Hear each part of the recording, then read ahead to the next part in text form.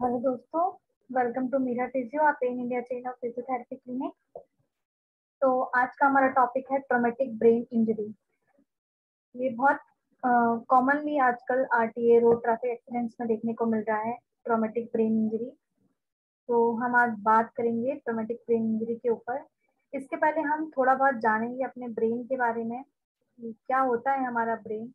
वैसे तो हमारा ब्रेन हमारी पूरी बॉडी को कंट्रोल करता है, तो हम जानेंगे हमारे ब्रेन के बारे में। फिर हम जानेंगे उसके फंक्शंस। फिर हम जानेंगे कि हमें ट्रॉमेटिक ब्रेन इंजरी क्या होती है, उसका कुछ क्लासिफिकेशन, उसके टाइप और ट्रॉमेटिक ब्रेन इंजरी होने का क्या मैकेनिज्म है, हम ये देखेंगे हमारे आज के टॉपिक में। तो चलिए हम बढ़ते हैं हमारे ट्रॉमेटिक ब्रेन इंजरी के टॉपिक की तरफ। तो हम बात करते हैं ब्रेन, दिमाग, शरीर की सबसे तेजी से काम करने वाला एक ऑर्गन जो पूरे शरीर को कंट्रोल कर रहा है। वो ऑर्गन हमारा दिमाग, हमारा ब्रेन।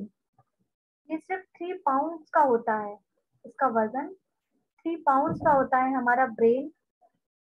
और ये कंट्रोल करता है पूरे बॉडी के फंक्शन को, पूरे बॉडी की इंफॉर्मेशन को कलेक्ट करता है बाहर के संसार से, उसे बॉडी के अंदर लाता है, माइंड में, हमारी सोल में उसका इंटरप्रिटेशन करता है, उसकी कोडिंग करता है और हमें बताता है कि हमने क्या महसूस किया, हमने क्या देखा, हमने क्या समझा, क्या हम चाहते हैं, क्या हम करते हैं, क्या हम करना चाह रहे हैं। जितना भी ये कंट्रोल है हर एक चीज का, एक सुई से उठाने से लेके एक बहुत बड़ा काम करने तक का जो भी कंट्रोल है हमारे दिमाग के अंदर आता है। हमारा जो दिमाग है वो बहुत बड़ा काम करता है और साइज बहुत छोटा। हमारा दिमाग सिर्फ 3 पाउंड का होता है बस, और काम बहुत बड़ा। ये बाहर की दुनिया से हर एक चीज को हमसे कनेक्ट करवाता है, हमारे अंदर उसको कोडिंग करता है, जिससे हमें पता चलता है कि हम क्या देख रहे हैं, क्या महसूस कर रहे हैं। ये हमारी इंटेलिजेंसी को कंट्रोल करता है, हमारे क्रिएटिव लेवल को कंट्रोल करता है, हमारी भावनाओं को, हमारी यादों को। हर एक चीज का कमांड, हर एक चीज का कंट्रोल हमारे दिमाग के पास होता है। ठीक है। तो हमारे दिमाग को जो प्रोटेक्शन प्रोवाइड होता है वो होता है हमारे स्कल से। स्कल हमारे दिमाग के ऊपर की हड्डी जो होती है उसे हम स्कल कहते हैं। उससे हमारे दिमाग को प्रोटेक्शन मिलता है। ठीक है। हमारा दिमाग सेरिब्रम, सेरिबैलम और ब्रेन स्टेम, ये 3 चीजों को कंपोस्ट करके, इन 3 चीजों को मिला के हमारा दिमाग बना हुआ है। ठीक है। हमारा सेरिब्रम, सेरिबैलम और ब्रेन स्टेम, इन 3 चीजों से मिलके हमारा दिमाग बना हुआ है।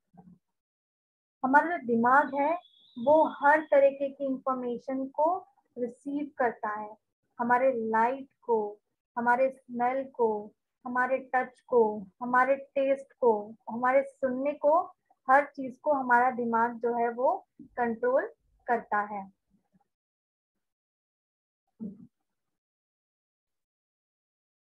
और हमारा जो ये दिमाग है ये बहुत सारे मैसेज को असेंबल करता है और हम तक पहुंचाता है, स्टोर करता है इंफॉर्मेशन को, जिसे हम मेमोरी कहते हैं, यादें कहते हैं। उसे स्टोर करने का, जो हमारी यादों को स्टोर करने का काम होता है वो काम हमारा दिमाग करता है। ठीक है।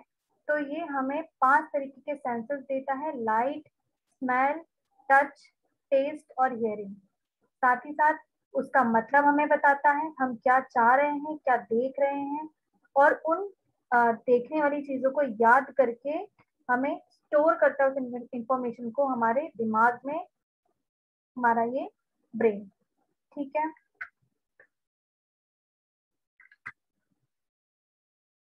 तो जो ब्रेन है वो हमारे थॉट्स को भी कंट्रोल करता है, हमारे जो सोचने समझने की शक्ति होती है उसको भी कंट्रोल करता है हमारा ब्रेन।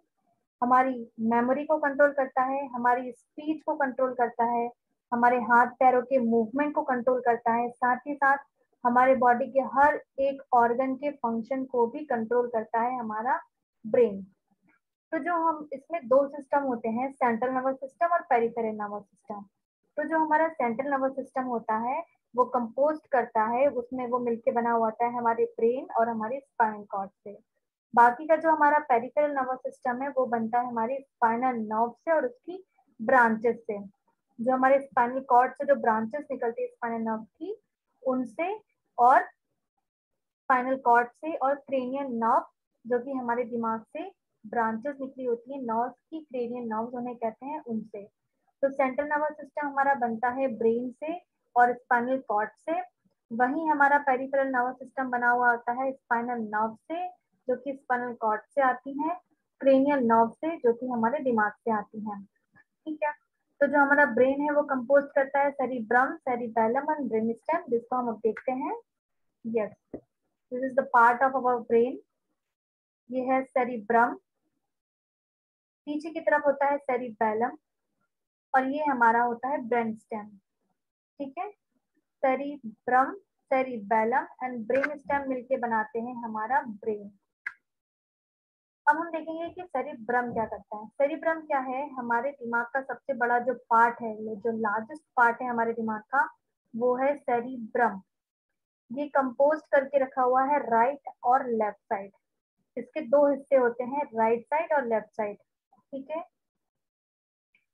इसका सबसे बड़ा फंक्शन होता है कि हमारे टच को, देखने को, सुनने को, बोलने को, रीजन सॉल्व करने को, हमारे इमोशंस को, हमारी सीखने की क्षमता को, और जितने भी एक परखे हुए फाइन कंट्रोल मूवमेंट होते हैं उनको इंटरप्रेट करता है, उनको कन्वर्ट करता है, जिससे हम ये चीजें महसूस करें। इस चीज को कन्वर्ट करने का काम, इंटरप्रेटिंग करने का काम हमारा सेरिब्रम करता है। हमारे टच, विजन, हियरिंग, बोलना, किसी चीज को सॉल्व करना, किसी रीजन को सॉल्व करना, इमोशंस को, सीखने, लर्निंग को, हमारे फाइन कंट्रोल मूवमेंट को जो कंट्रोल करता है वो होता है हमारा सेरिब्रम। अब आता है हमारा सेरिबैलम। सेरिबैलम हमारे सेरिब्रम के नीचे होता है हमारा सेरिबैलम। इसका काम होता है कोऑर्डिनेशन का। हमारे बॉडी में जो भी कोऑर्डिनेशन है, जो भी बैलेंस है, जो भी पोस्चर है, उसका एक साथ कोऑर्डिनेशन कराना हमारे सेरिबैलम का काम होता है। मसल्स का जितना भी मूवमेंट है वो सारा काम सेरिबैलम कोऑर्डिनेट करता है। उसका पोस्चर मेंटेन करना हमारे शरीर का, वो भी सेरिबैलम करता है, और बैलेंस बनाना। ठीक है। ये तीन काम जो कोऑर्डिनेशन के मेन काम है वो हमारा सेरिबैलम करता है। फिर आता है हमारा ब्रेन स्टेम। ब्रेन स्टेम क्या है? ये कनेक्ट करता है, एक रिले सेंटर की तरह काम करता है, कनेक्ट करता है सेरिब्रम और सेरिबैलम को हमारे स्पाइनल कॉर्ड से। ठीक है। एक रिले सेंटर की तरह काम किया, इसने कनेक्ट किया हमारे सेरिब्रम और सेरिबैलम को हमारे स्पाइनल कॉर्ड से। और इसका सबसे बड़ा काम होता है हमारे ऑटोमेटिक फंक्शंस को रेगुलेट करना, उनको परफॉर्म करना, जैसे सांस लेना, हार्ट रेट, बॉडी का टेम्परेचर, कब उठना है, कब सोना है, डाइजेशन, छींकना, खांसना, उल्टी आना, निगलना, ये जितना भी ऑटोमेटिक फंक्शन है जो कि हमारे कंट्रोल में नहीं है। कुछ चीज मुंह में है तो वो अंदर जाएगी, उबकाई आ रही है तो वो आएगी ही, खाना पचेगा पेट में, छींक भी हम अपने कंट्रोल से नहीं लाते हैं, खुद आती है। तो जो ऑटोमेटिक जितने भी फंक्शन होते हैं हमारी बॉडी के, इन सारे फंक्शनों का परफॉर्मेंस और उसका कंट्रोल रखने का काम हमारे ब्रेन स्टेम का होता है, जो कि एक कनेक्टिंग रिले सेंटर है हमारे सेरिब्रम और सेरिबैलम में स्पाइनल कॉर्ड के साथ। ठीक है। तो ये हमारा सेरिब्रम, सेरिबैलम और ब्रेन स्टेम। फिर हमारे दिमाग में आता है राइट ब्रेन, लेफ्ट ब्रेन। जो हमारा सेरिब्रम है वो दो भागों में डिवाइड है, एक हुआ राइट हेमिस्फीयर, दूसरा हुआ लेफ्ट हेमिस्फीयर, जैसे कि मैंने इसके पहले आपको बताया ही था अभी। ये हमारा जो सेरिब्रम है दो भागों में डिवाइड है, लेफ्ट साइड वाला सेरी राइट हेमिस्फीयर राइट साइड वाला, लेफ्ट साइड वाला राइट लेफ्ट हेमिस्फीयर। ठीक है। और ये आपस में कनेक्ट भी है, इंफॉर्मेशन को ट्रांसमिट करने के लिए या आपस में कनेक्ट भी है। और वो जिस चीज से कनेक्ट है वो एक बंडल है, बहुत फाइबर्स का बंडल बना हुआ है, जिसे हम कार्पस कॉलोसम कहते हैं। ठीक है, वो कार्पस कॉलोसम जो है वो आपस में इंफॉर्मेशन को ट्रांसमिट करते हैं, दोनों तरफ एक दूसरे को ट्रांसमिट करने का काम जो होता है वो एक बंडल के थ्रू होता है, जिसे हम कहते हैं कार्पस कॉलोसम।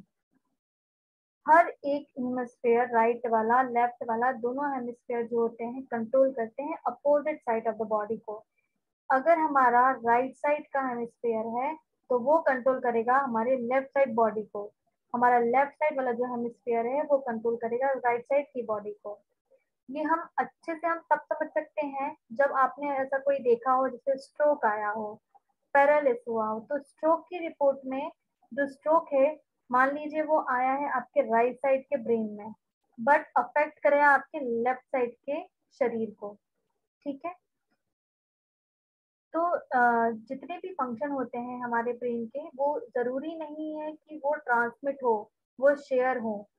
ठीक है, जरूरी नहीं है कि हर एक फंक्शन जो है, अब जो लेफ्ट साइड वाला हेमिस्फीयर है वो जो फंक्शन है वो राइट साइड वाला पैर, हाथ पैर करेंगे। तो ऐसा जरूरी नहीं है कि वो अपोजिट हो और क्रॉस पर हो, कुछ फंक्शन होते हैं कुछ नहीं होते हैं। जैसे कि हमारा जो लेफ्ट हेमिस्फीयर है वो कंट्रोल करता है हमारी स्पीच को, हमारे की, और साथ ही साथ हमारा किसी चीज को कैच करने की पावर को, हमारे अंक गणित को, हमारे लिखने की क्षमता को, इन सबको क्या करता है हमारा लेफ्ट हेमिस्फीयर कंट्रोल करता है। ठीक है, जो हमारा राइट हेमिस्फीयर होता है वो हमारी क्रिएटिविटी लेवल को कंट्रोल करता है, स्पेशल एबिलिटी को कंट्रोल करता है।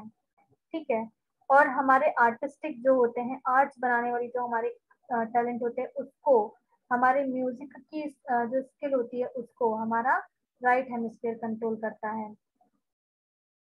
लेफ्ट हेमिस्फीयर जो होता है वो डोमिनेंट होता है। ठीक है, यूजुअली जितने भी लैंग्वेज वाले जो लोग होते हैं, 90% जो लोग होते हैं, लेफ्ट साइड वाला जो होता है हेमिस्फीयर वो हमेशा डोमिनेंट होता है। इसलिए हम कॉमनली राइट हैंडेड होते हैं, क्योंकि हमारा डोमिनेंट हेमिस्फीयर कौन सा है, लेफ्ट साइड वाला। इसलिए हम सब जो है राइट हैंड के डोमिनेंट होते हैं। ठीक है, ये देखिए, ये हमारा लेफ्ट साइड का हेमिस्फीयर, ये राइट साइड का हेमिस्फीयर।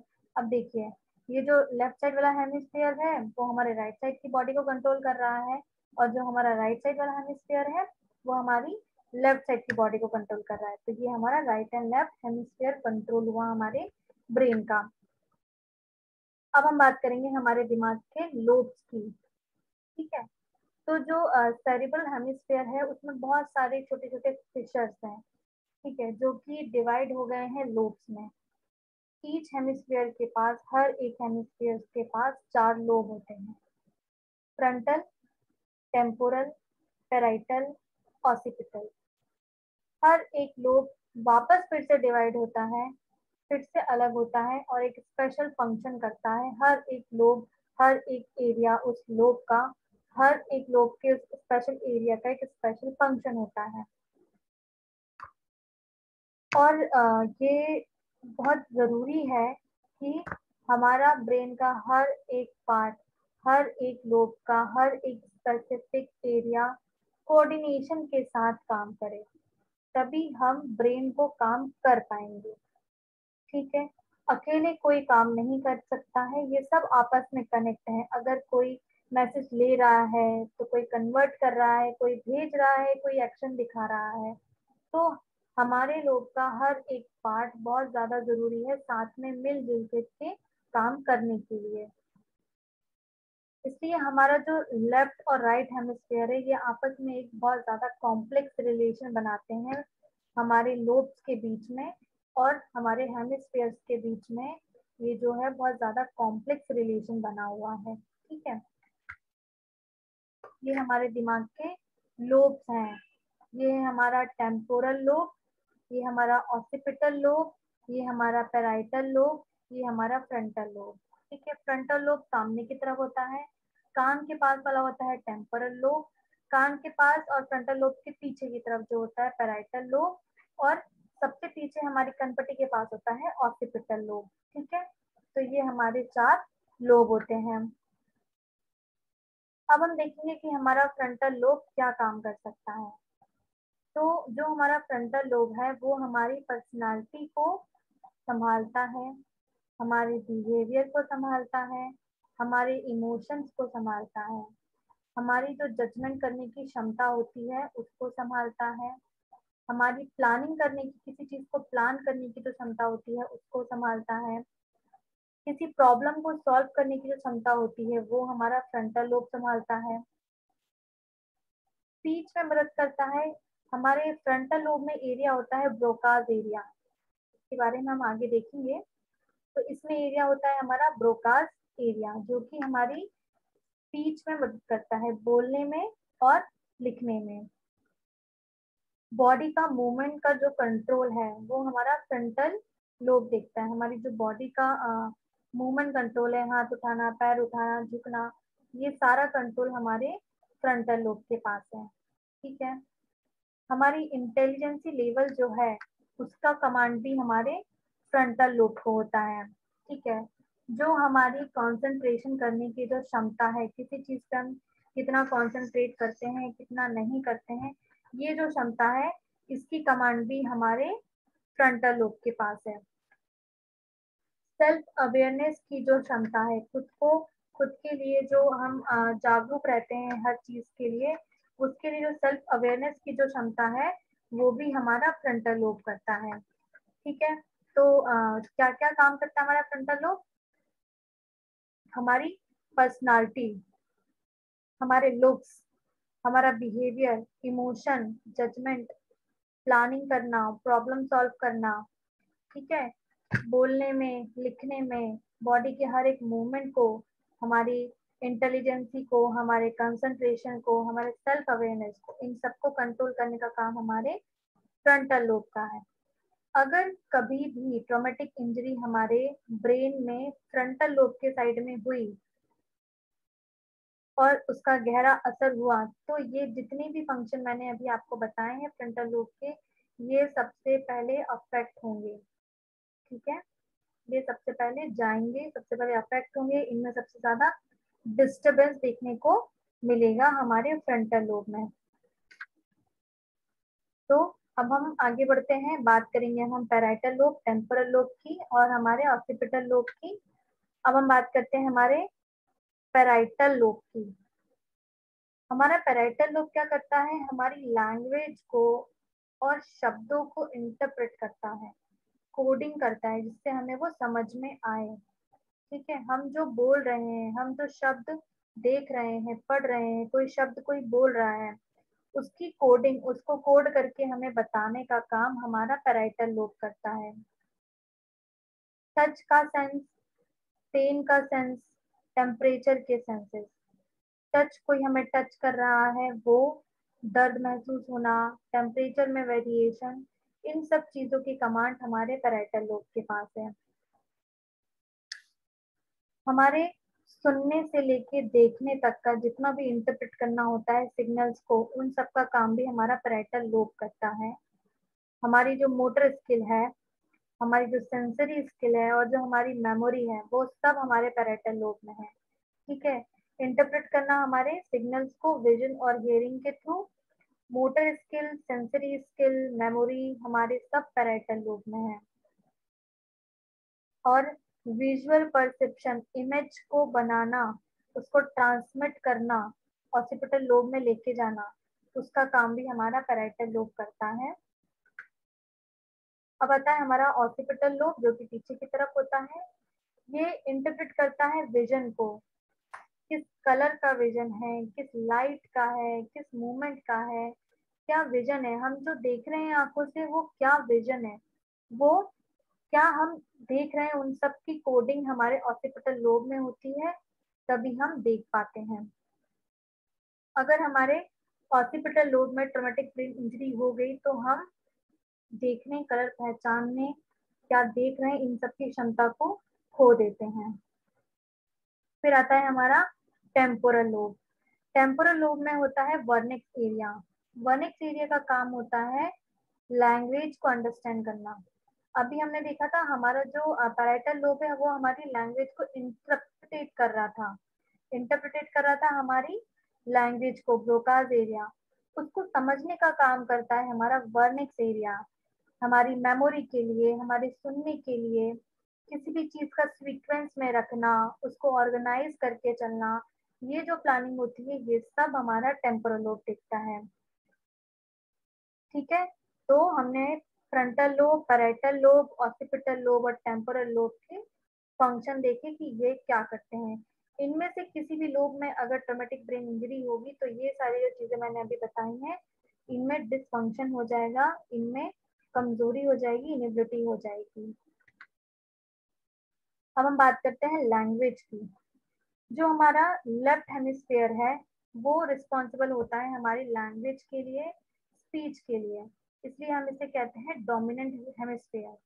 जो हमारा जो राइट हेमिस्फेयर है वो एक लार्ज पार्ट प्ले करता है इंटरप्रेट करने के लिए विजुअल इंफॉर्मेशन को, स्पेशल प्रोसेसिंग को। ठीक है, जो हमारा लेफ्ट हेमिस्फेयर है वो डोमिनेंट है, क्यों? क्योंकि वो स्पीच और लैंग्वेज में हमारी मदद करता है। जो हमारा राइट हेमिस्फेयर है वो क्या करता है, विजुअल इंफॉर्मेशन और स्पेशल प्रोसेसिंग को इंटरप्रेट करता है। जो पॉपुलेशन में देखें तो 1/3 ऑफ पीपल जो होते हैं वो लेफ्ट हैंडेड होते हैं। ठीक है, जो स्पीच फंक्शन होता है उनमें वो right side of the brain में रहता है। ठीक है, अगर लेफ्ट हैंड पीपल्स को जानना हो अगर कि उनका ऐसा लेफ्ट हैंडेड क्यों है तो वो चाहे तो पता करवा सकते हैं डॉक्टर के थ्रू कि वो लेफ्ट में क्यों है, क्योंकि उनका जो जो हमारा राइट हेमिस्फेयर जो काम करता है वो काम हमारा लेफ्ट करने लगता है, यानी कि जो लैंग्वेज और स्पीच का जो एरिया होता है वो हमारे राइट साइड चला जाता है। तो उन लोगों में ये लेफ्ट हैंडेड पीपल में राइट साइड के हेमिस्फेयर में ये चीजें देखने को मिलती हैं।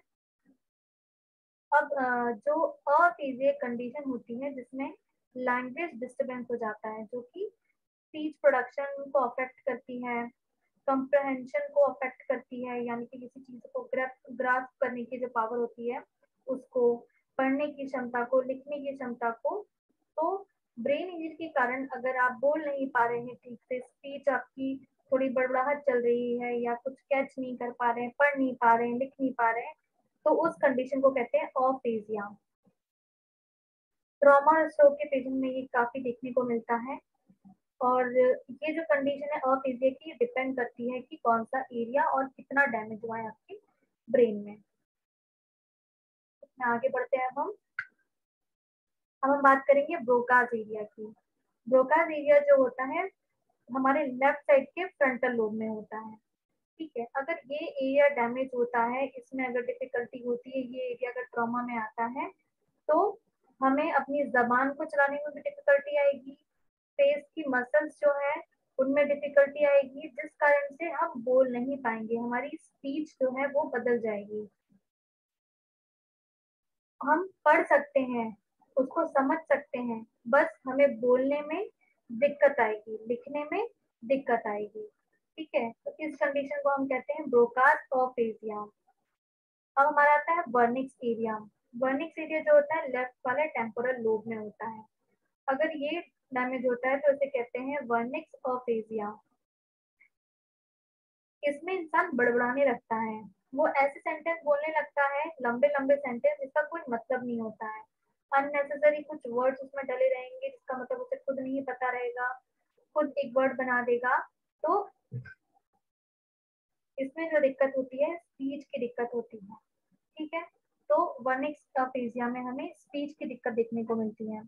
तो ये हमारे दो एरिया थे, ब्रोकाज एरिया और वर्निक्स एरिया। ये देखिए, ये हमारा वर्निक्स एरिया और ये हमारा ब्रोकाज एरिया। अब हम बात करेंगे स्कल, जो कि हमारे ब्रेन की कवरिंग है स्कल। तो जो पर्पस होता है हमारे स्कल का वो सबसे बड़ा होता है कि हमारे ब्रेन को प्रोटेक्ट करना, उसको बचा के रखना। ठीक है, स्कल जो होता है हमारा 8 हड्डियों से मिलकर बना होता है जो आपस में जुड़ी होती है स्विचर्स लाइन के कारण के वजह से। ठीक है, आपस में जुड़ी होती है स्विचर लाइन से। ये बोन होती है हमारी फ्रंटल बोन, पेराइटल, दो होती हैं। टेम्पोरल भी दो होती हैं, सिफनॉइड होती हैं, ऑसिपिटल होती है, इथमॉइड होती है। ये बोन्स जो होती हैं हमारे स्कल में आती हैं और हमें प्रोटेक्ट करती हैं। मेन जो होती हैं वो हमारी फ्रंटल, पैराइटल, टेम्पोरल और ऑसिपिटल ही होती हैं। बाकी की 14 हड्डियों का पेयर होता है हमारे फेस पे, maxilla, zygoma, nasal, palatine, lacrimal, inferior nasal कॉकाई, मैंडिबल और वोमर। ये 14 हड्डियों का पेयर होता है हमारे फेस पे। ये रहा फ्रंटल बोन, पैराइटल बोन दोनों तरफ होती है, ऑसिपिटल दोनों तरफ एक तरफ होती है, टेम्पोरल दोनों तरफ होती है। ये हमारी इथमोइड बोन हमारी आंख के पास वाली, लेक्राइमल हमारे जहाँ से आंसू बहते हैं वहां पे रहती है, नेजल हमारी नाक की बोन, जाइगोमोटस जब हम हंसते हैं तो जो एरिया जो उठता है उस वहां पे जाइगोमोटस होती है। मैक्सिला मैंडिबल ये हमारे चबाने के लिए हेल्प करती हैं, जबड़ा जिसे हम कहते हैं वो हमारा मैक्सिला और मैंडिबल होता है। तो ये थी हमारे स्कल। अब आता है हमारा मेनिंजीज। मेनिंजीज क्या होते हैं? हमारे ब्रेन और स्पाइनल कॉर्ड की कवरिंग होती है, उसको प्रोटेक्ट करते हैं। इसकी 3 कवरिंग होती है, ठीक है। मेनिंजीज की 3 कवरिंग होती है। पहली होती है हमारी ड्यूरा मैटर, एरिकनॉइड मैटर एंड पिया मैटर। ड्यूरा मैटर जो होती है स्कल के बाद जो हमारी लेयर होती है मेनिंजीज की वो ड्यूरा मैटर होती है। एरिकनॉइड मैटर उसके बाद आती है। पिया मैटर सबसे आखिरी वाली होती है। तो ये मेनिंजीज जो होती हैं कवरिंग का काम करती हैं, प्रोटेक्ट करती हैं हमारे ब्रेन को। ओके, तो अब हम बात करेंगे हमारे ट्रॉमेटिक ब्रेन इंजरी के टॉपिक पे कि ट्रॉमेटिक ब्रेन इंजरी क्या होता है। ट्रॉमेटिक ब्रेन इंजरी में हमारे दिमाग के जो फंक्शन होते हैं उसमें अल्टरेशन आ जाना, उनमें पैथोलॉजिकली चेंजेस देखने को मिलना एक्सटर्नल फोर्स के डैमेज होने के कारण। कोई एक्सटर्नल फोर्स इतने जोर से हमारे दिमाग पे लगा कि उसने हमारे ब्रेन के फंक्शन को अल्टर कर दिया, उसमें पैथोलॉजिकल चेंजेस ला दिए, तो उसको हम कहेंगे ट्रॉमेटिक ब्रेन इंजरी। ये तब होती है जब एक्सटर्नल फोर्स का इम्पैक्ट हमारे ब्रेन पे बहुत तेजी से पड़ता है।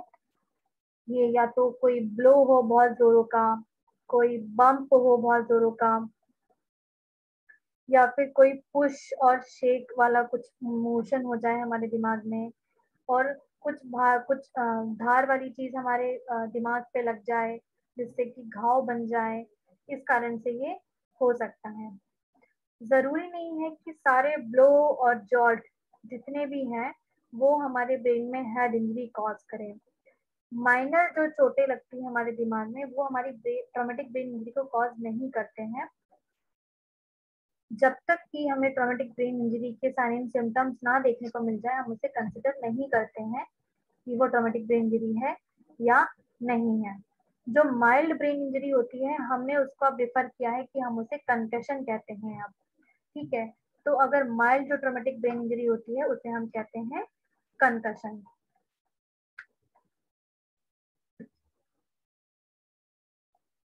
और ये जरूरी नहीं है कि जितनी भी ट्रॉमेटिक ब्रेन इंजरीज होती हैं उनमें हमेशा कोई इम्पेयरमेंट हो, कोई मोटर इम्पेयरमेंट ही हो। कभी कभार क्या होता है कुछ टाइम बाद पता चलता है, कभी कभार क्या होता है कि कुछ हिडन रह जाता है कुछ टाइम के लिए फिर बाद में दिखता है, जैसे कॉग्निशन में दिक्कत आना, जैसे किसी चीज की अनुभूति करने में, हमारे बिहेवियर में चेंज आना, ये चीजें हमें देखने को मिलती है बाद में, इन्हें हम हिडन सिम्टम्स भी कहते हैं। और सबसे बड़ा फैक्ट ये है हमारी पॉपुलेशन का कि जितने भी हमारे ट्रॉमेटिक ब्रेन इंजरी वाले लोग होते हैं इनमें जो साइन सिम्टम्स है वो इनविजिबल रह जाते हैं, ठीक है। हर वो वक्त के साथ बाद में आते हैं, इतने ज्यादा बुरे तरीके से वो कभी कभार सामने आते हैं कि हम समझ ही नहीं पाते हैं कि ये किस कारण से हो रहे हैं। तो इस तरीके के जो सिम्टम्स हमारे सामने आते हैं, जो फैक्ट सामने आते हैं उसे हम कहते हैं साइलेंट एपिडेमिक। ओके, तो ये हमारा ट्रॉमेटिक ब्रेन इंजरी हुआ जिसमें साइलेंट एपिडेमिक्स होता है कि हमें जो सिम्टम्स हैं, जो फैक्ट हैं, वो इनविजिबल रहे, बाद में बहुत बड़ा रूप लेके कभी सामने आए, तो उनको हम कहते हैं साइलेंट एपिडेमिक।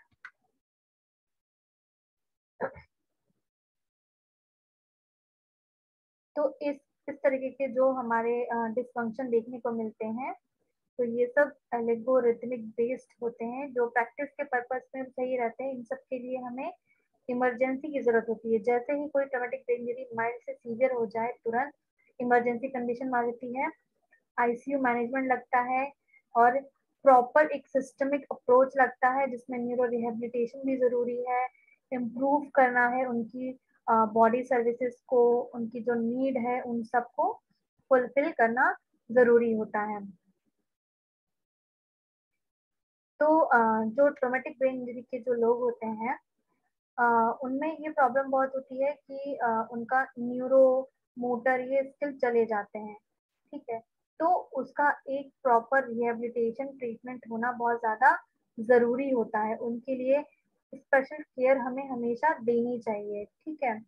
और साथ ही साथ क्या होता है कि ट्रॉमेटिक ब्रेन इंजरी के कारण कुछ लोग अनएम्प्लॉयमेंट में भी चले जाते हैं, क्योंकि जब ब्रेन ही काम नहीं कर रहा है तो इंसान क्या काम करेगा।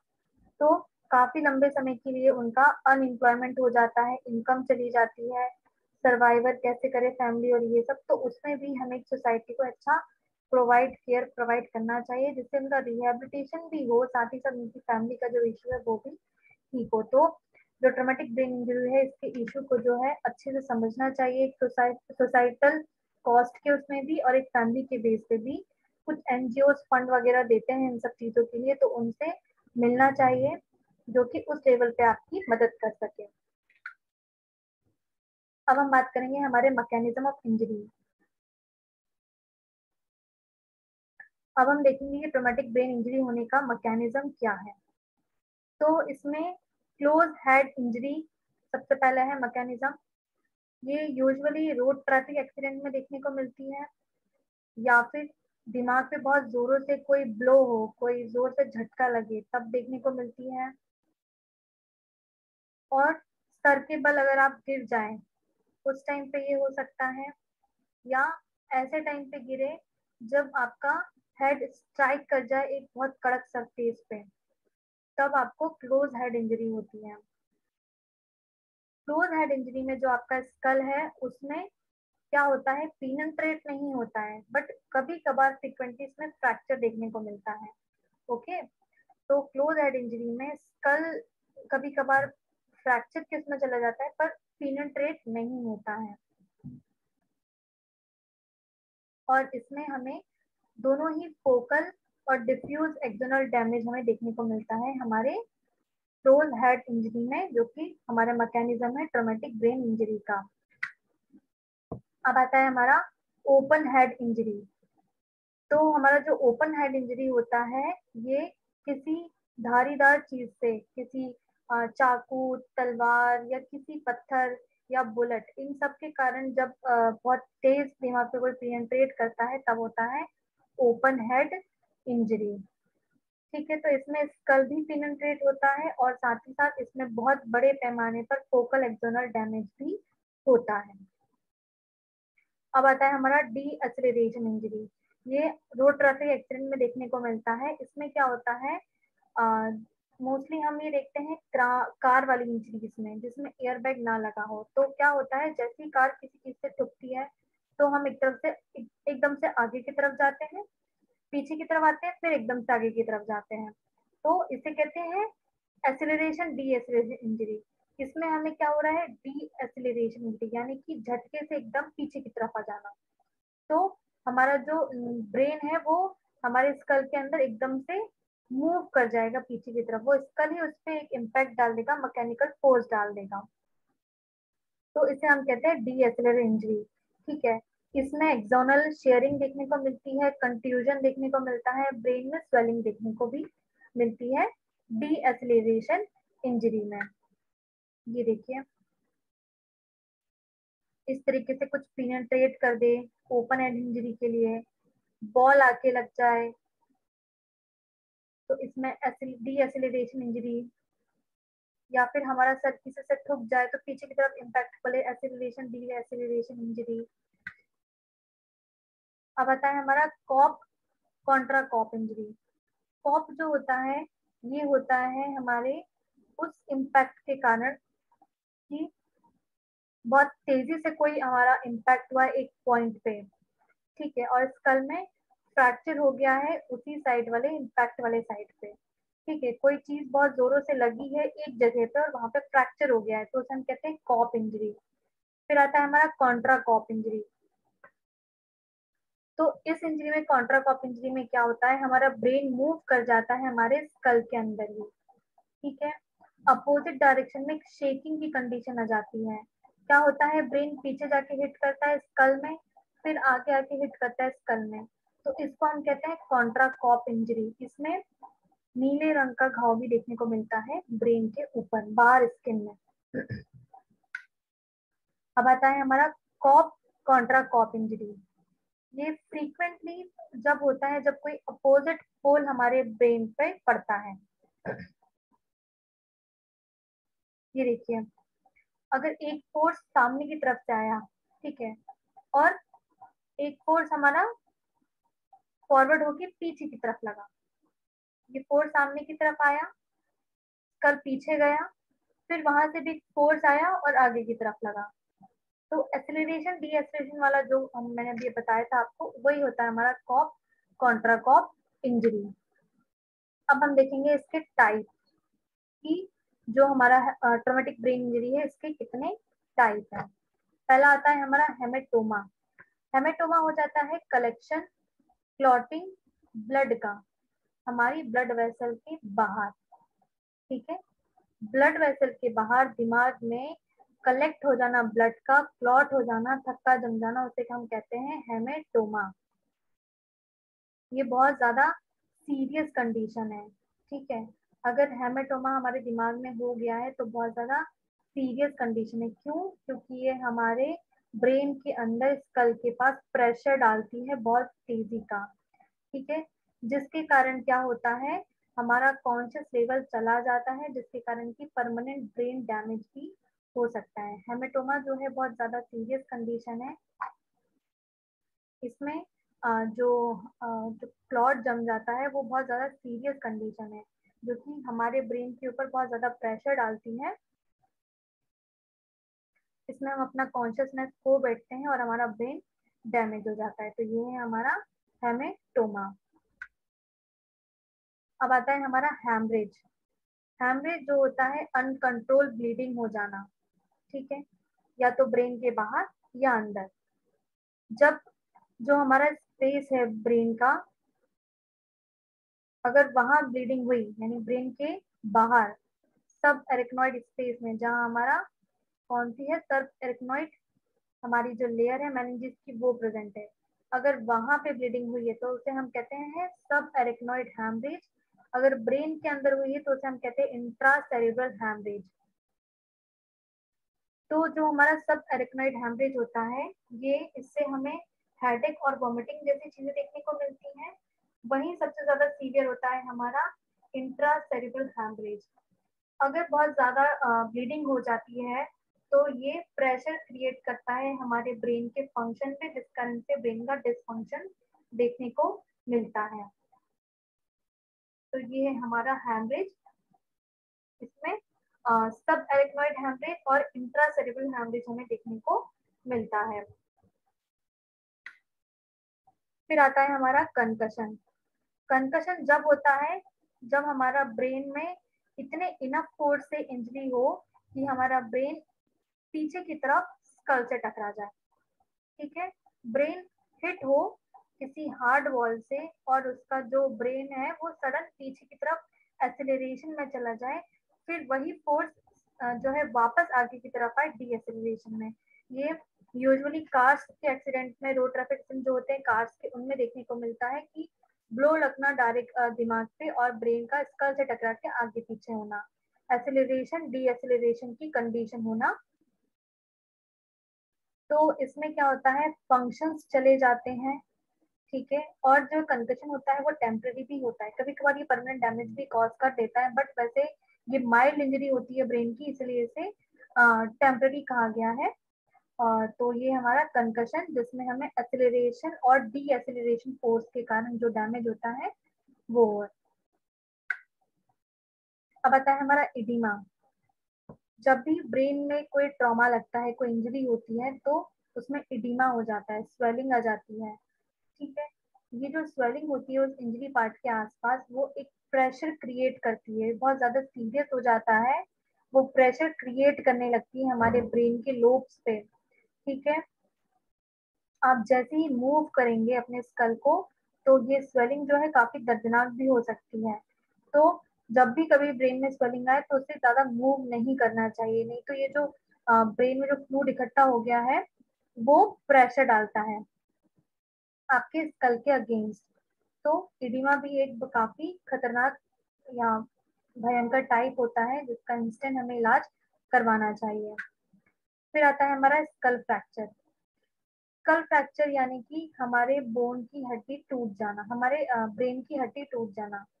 क्योंकि हमारे स्कल की हड्डियों में बोन मैरो नहीं होता है, इस कारण से ये बहुत ज्यादा स्ट्रॉन्ग और डिफिकल्ट होती है टूटने में। पर अगर एक बार टूट गई हैं तो बहुत ज्यादा डिफिकल्ट हो जाता है इन चीजों को संभालना, क्योंकि इससे हमारा ब्रेन डैमेज भी होता है। ठीक है। तो ये इसके लिए और ये भी डिफिकल्ट होता है कि वो किसी शॉक को इजीली अब्सॉर्ब नहीं कर पाते हैं। किसी भी ब्लो का जब आता है कुछ प्रेशर, तो उसको इजीली अब्सॉर्ब नहीं कर पाते, इसलिए कभी कभार बहुत ज्यादा प्रेशर जब पड़ता है तो इसमें फ्रैक्चर हो जाता है हमारे स्कल की बोन में। तो ये हमारा एक और टाइप हुआ स्कल फ्रैक्चर।